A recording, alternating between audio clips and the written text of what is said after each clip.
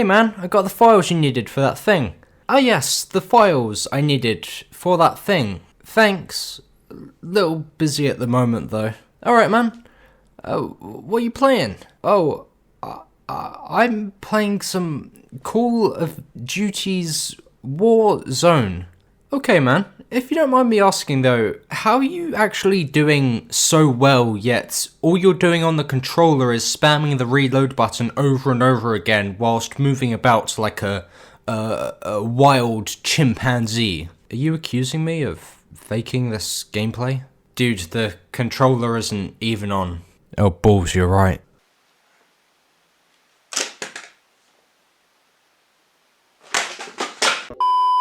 Hello everyone, I'm That Other George, and I love video games. The satisfying eliminations,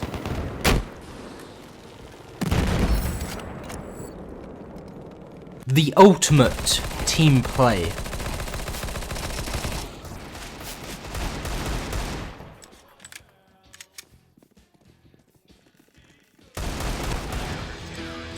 the victory royales. Yeah, I'm the best at Fall Guys.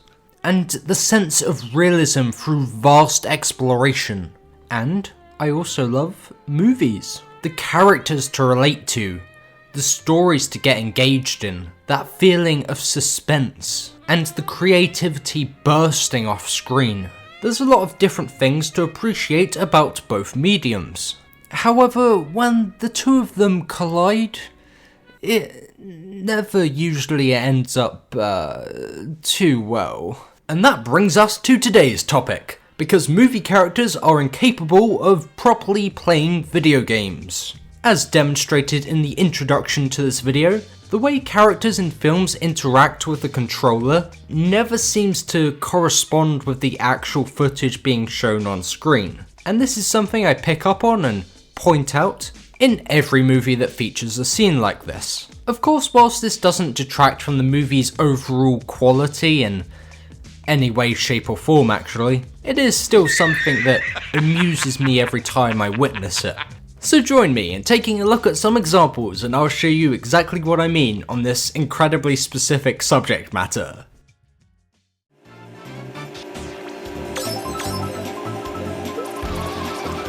And you landed on McLovin. Superbad is super awesome. And if it wasn't for The Big Lebowski, then it would easily be my favourite American comedy movie.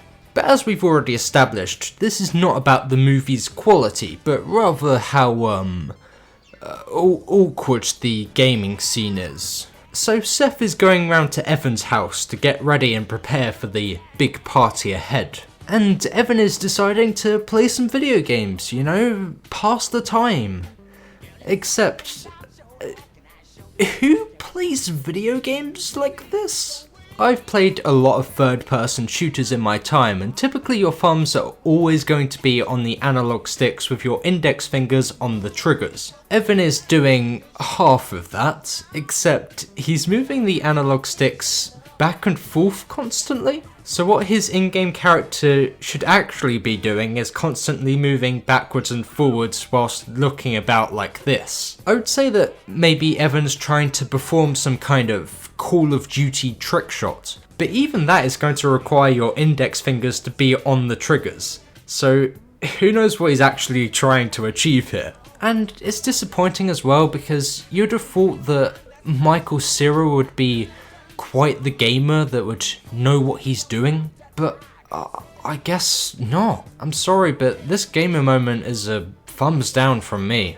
It's even more strange as well when you consider that his twin, Jesse Eisenberg, is definitely a gamer. Look at this scene from Zombieland where he's playing some World of Warcraft. He's got his fingers in the WASD area. Admittedly, it's a little strange that he's spamming the buttons a little bit, when in reality he should just be holding down W and have his fingers ready on the other 3 keys. But oh well, I'm giving this one a thumbs up anyway because I relate to the trying to pick up the cup whilst gaming challenge as well.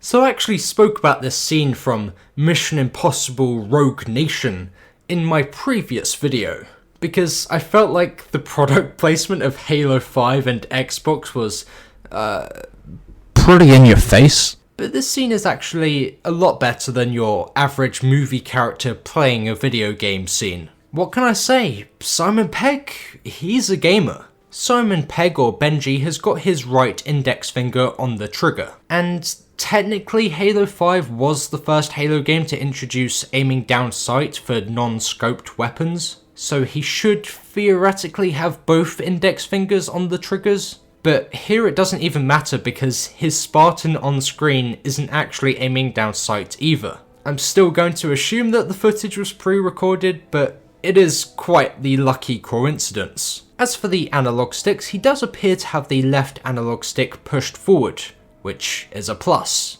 Because typically in any Halo multiplayer game, unless you've picked up a sniper, you are more than likely always going to be moving throughout the map. Simon Pegg is more of a gamer than Michael Cera. Thumbs up from me.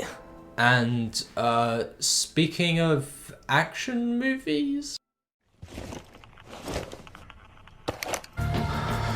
John will come for you. okay, this scene is kind of awesome. John Wick is closing in on the targets who stole his car and killed his dog. But to try to remain calm, one of the henchmen is playing some kind of first-person shooter. Now this guy is holding the controller correctly with his index fingers in the right place, but who leaves their thumbs hovering like that? Like, he's moving forward in the video game, but that left thumb, it ain't coming down anytime soon. And his right thumb appears to just be pressing the jump button or something. However, what's awesome about this scene is not only the inevitable action, but also, if you look closely enough in the kill feed, you can just about make out that the gamer tag is Neo, which is of course a fantastic hidden reference to Keanu Reeves' character in The Matrix. Thumbs up from me. Shazam? So I've talked about Shazam on the channel before, and I really like that movie. But the gaming scene is kinda eh. So him and his foster brother Freddy are testing the limits of his powers. And of course, how well he can play Mortal Kombat is absolutely on the checklist. This sequence being sped up is actually a disadvantage to the scene, because it will only further highlight that Shazam is just spamming random buttons. We then cut to this shot where we see that he's essentially pressing the block button more than anything else here. So his in-game character wouldn't actually be attacking and winning over the opponent, but rather continually and probably awkwardly blocking. And Freddy is doing just as badly there as well. This gamer moment is getting a thumbs down from me. So, how do you execute a scene with movie characters playing a video game correctly?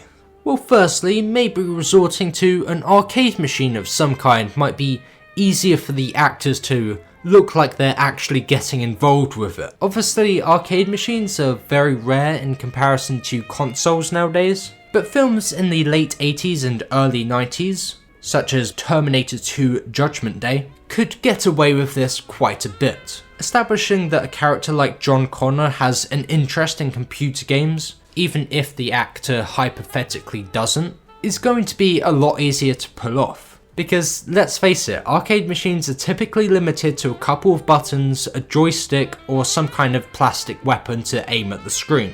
Not to say that there isn't any skill in getting those high scores on arcade games, but I'm just saying the less buttons to worry about, the better for the actors, when actually making these scenes look realistic. Another way to combat this problem is to invent your own games. Movies like Spike Jonze's Her can achieve so much with this concept, especially when set in the future, because we, the audience, cannot judge whether or not this is the correct or incorrect way to play this video game. It also means that syncing up the footage of Joaquin Phoenix and the game being projected in front of him is going to end up with a much better result in post-production. The visual effects team can analyse Phoenix's movement to ensure that the game lines up with what he's actually doing. Conversely, putting some pre-recorded footage in front of the actor and expecting them to sync up in the same way is only going to be good by coincidence or if they happen to know the game really well.